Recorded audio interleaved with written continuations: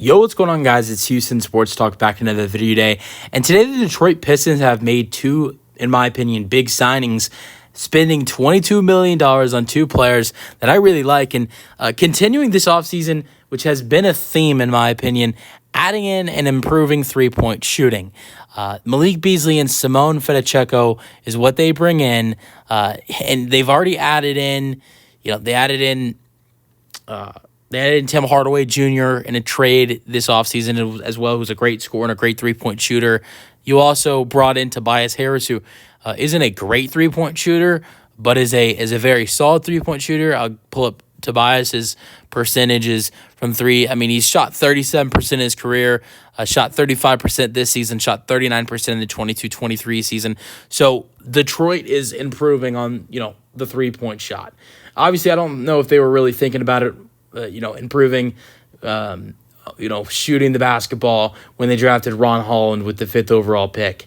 But since then, adding in Tim Hardaway Jr., that improves your scoring, that improves your three-point shooting. Signing Malik Beasley, that definitely improves your three-point shooting. Simone Fontecchio as well improves your three-point shooting. And I'm going to go over these guys' numbers. Also, bringing in Tim Hardaway Jr. improves your shooting as another guy. So they've improved their shooting with every addition they have made this offseason besides Ron Holland, who's going to be good defensively for them. So they've improved their shooting with Simone, Malik, Tim Hardaway, Tobias Harris, and they've also brought in a great head coach with J.B. Bickerstaff. If some of their young guys like Cade and Jalen Duren and Ausar Thompson and some of these other young players on their roster could, take a next level next season, this Detroit Pistons team might be a sneaky decent team in the Eastern Conference, like a 11th or 10th seed potentially. And people might call me crazy for saying that, but I just love the additions they're making. Beasley last season, I'm going to go over both Beasley and Simone.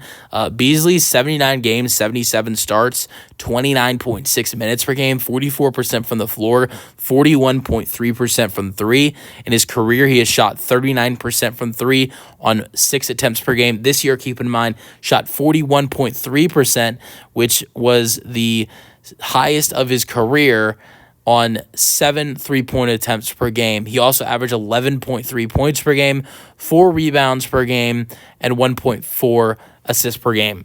His points per game actually went down compared to the seasons before because in the 22-23 season, he averaged 12.7 points per game. 21-22 season, he averaged 12.1 points per game.